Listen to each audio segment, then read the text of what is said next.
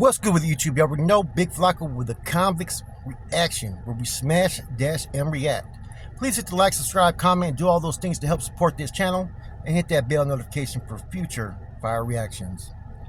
Now, every once in a while, right, as a content creator, I like to do things that maybe are important to bring to public awareness. Maybe it's not going to get the most views, but it's something that we need to take heed to.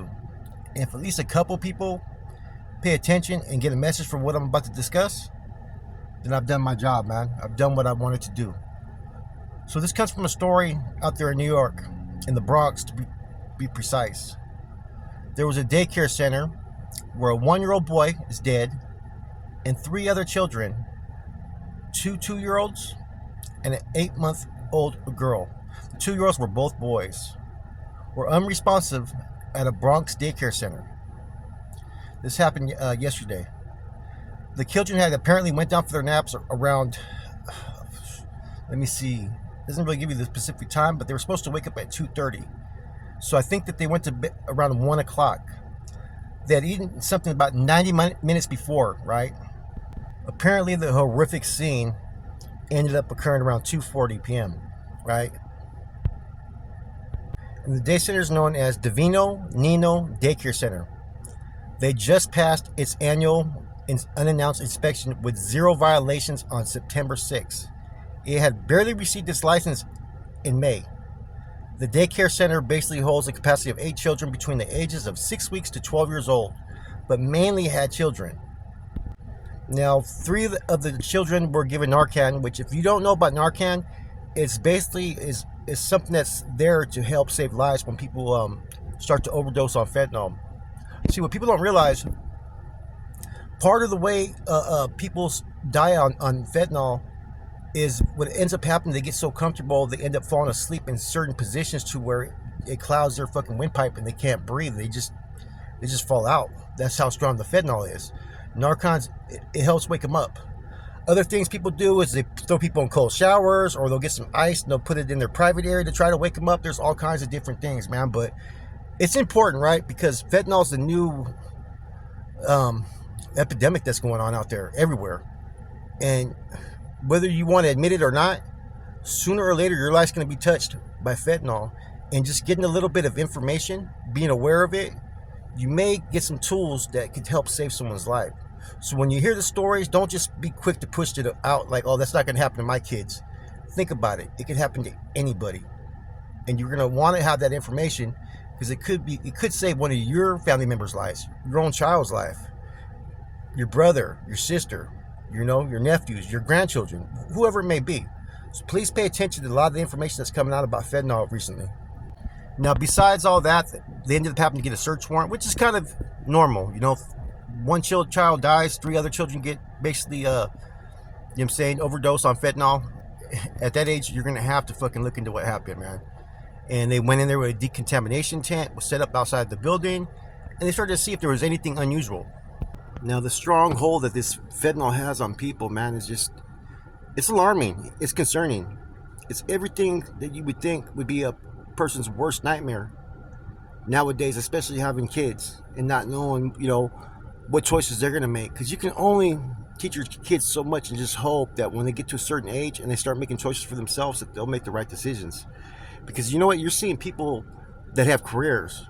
I mean, legitimate careers, went to school, and out of nowhere, next thing you know, they indulge, and next thing you know, they're off and running, and next thing you know, they're out on the streets.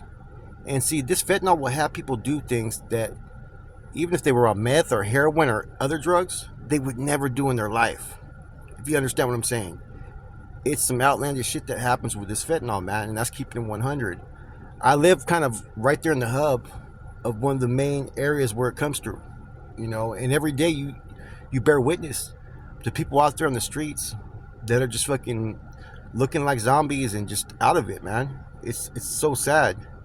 And it has a stronger addiction than it does heroin or morphine. So just to come down on it, man, is like you're looking at like some toxic crusaders, like some zombies, like the apocalypse is coming and all that. It's really that serious. So, I mean, the only thing that we can do is bring more awareness, more education, show people examples of what happens with people on this. You know, back in the days when they like first started having this homeless problem, right? Because 30 years ago, we didn't have this homeless problem that we see today, right? Let's just be real. We didn't have it. There was homeless people, but it wasn't a problem yet. Okay, then we went through that stage after, I think somewhere around 2008 to around 12, right? Is when you started seeing a lot more tents, right? Tent cities, occupy, parks and whatnot, right? But people still would try to maintain some type of, comfort like they would have in a home as best they can, living in a tent or whatnot, right? They'd have like, carpet sometimes and nice setups, right? Nowadays, when you go to the streets where people are suffering from the fentanyl, these people are homeless with nothing but the clothes on their back. There's people that have to hang out in pairs, right? And they have to take turns while the other person sleeps because you don't know who may try to rob you in the middle of the night while you're sleeping. There's been women who've been victimized, men who've been victimized off this stuff, man. And just when I hear this story about these kids, right? And I'm not gonna slander this daycare center because we cannot say that's how it got in there. You know what I'm saying? Apparently they ate something all 90 minutes before. Now who, what, we don't know yet. So before I even put any type of title on that daycare center, let's wait to see what comes out of it. Because there could be a lot of different reasons why. It could have been another drug that had fentanyl in it. It could have been a parent, that was just gave something to the kids and told them to give to the other kids. I don't know. There's a lot of different things that could happen. And the worst thing I would think is to think that maybe a daycare center would deliberately put fentanyl in any kid's food. Not to say it can't happen, as we've seen other issues that have happened in daycare centers, right? I just hope not. This is just a messed up situation. But us as a community, us as parents, we need to take precautions for our kids, man. It's not like back in the days where, you could sit there and read people and figure, okay, this isn't a safe environment for my kid. I'm not going to send people there. Now you can send your kids to an environment that everybody looks like everything is fucking nice and dandy. And you got some fucking weird shit going on in those places sometimes, man. But anyways, let's get back to the sadness of this. There's been a lot of kids who've died accidentally. Just by touching something that had been touched with fentanyl, or entering a room that someone was either smoking fentanyl or doing something with it, And so we got to really pay attention, because these cases are starting to become a little bit more common. Now, one thing is for it to affect the addict, right? And I'm not saying that that's not an issue. That's an issue in itself, right? But in some senses, that is a choice someone made. These are children. They don't have that luxury to make the choice that they want. They're being put in an environment that their parents put them in, and you're hoping that you have people, that are going to be safe with them, and you're hoping it's a safe environment, And anytime I see anything that has to do with any children, man, it's my pain goes out to them. To the parents, especially if the parents are innocent in it. But in general, man, these kids are innocent, and we got to really wake up and bring more awareness to people. Figure out more solutions. One of the biggest problems I've always said, right, and this is coming from a convict who was also an addict, right? The biggest problem I've ever seen is you got too many programs that are competing for funding, and then limited funding that's given to these programs. And you got a bunch of programs that people think that they know what's right. And what ends up happening is, in order to get certain funding, they have to cater to certain politicians, certain templates that people want. And that's not how things fucking work in recovery, man. You got to have a less small programs that are just short term, and more long-term programs. Because I know the problem with addiction, and what I've seen as far as when I was in the rooms and going to recovery and still staying in touch for like about a couple years, was I seen the people who always would relapse were the ones that there was no alternative once they were done with treatment. There was no proper housing. They had to pay a certain amount of money that they couldn't afford every month, and they had no support, like family support. So it was hard for people to get on their feet. People say that, yeah, there's resources out there, which is true. But some of these resources, right, you have to jump through fucking hula hoops to get there. It's, and this is a true statement I'm about to say. If you're a parent and you're a woman, some programs are a lot easier to get into than they are for fucking older men. Anyways, back to the story at hand. Um, I look forward to this movie that I'm in. I'm not really in it much, but I contributed to it in more than one aspect. So my name's in the production credits as far as contributors to the film.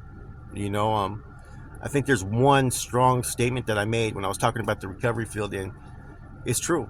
You got to find different sources of solution for you. And see, a lot of people don't like the rooms, or they never gave in recovery a chance because we're bred that way. We're born not to believe in something like this that is for weak-minded individuals. My sayings to anybody that's out there struggling, or has someone that's struggling, or has a kid that's struggling, you got to be willing. And when you're willing, that means you're going to do whatever's necessary to help yourself or to help whoever you're trying to help. You have to be open to different ideas, because one of the biggest mistakes people make is they get stuck in this thing called insanity, where they go through the same cycle of events over and over again, expecting a different result. If what's been happening to you for like the last 10, 20, 30 years of your life, or 10, 20, 30 years of their life, and the same result eventually happens, then you got to change a different direction then. You know what I'm saying? You're repeating the same cycle. So those are warning signs that people have to look for, man. And as parents, I don't think these parents really predicted that this could happen, man. But there's a reason why people are less inclined to take kids to daycare nowadays, because it's not always necessarily the people that are running the daycare center. Sometimes it is, but it can also be, you never know about the parents or the people who are assisting or the people that come in. You don't know nowadays. It isn't like 30, 40 years ago where when these type of incidents would be kind of like rare and they would just be the talk of the town, right? Now they're happening all the time, and it's becoming more of the norm. So I don't know. Like I said, man, these are the type of topics I like to discuss. I like to talk about. They don't get me a lot of views, right? Maybe because my channel's not built that way. But this is a convict's reaction, so I can touch on any issue that's going to be relevant to the community. It doesn't always have to be about gangs. It doesn't always have to be about prison. And it doesn't always have to be about other channels. Sometimes the biggest issues we need to touch on are the issues that are not being talked about. And this issue is not being talked about enough. You see little stories here and there, but you don't see nobody who's majorly making an issue out of it. If people don't act soon, the results from this fentanyl is going to go too far, and people are not going to like the results of it. So with that said, man, do your research, learn about it, pay attention.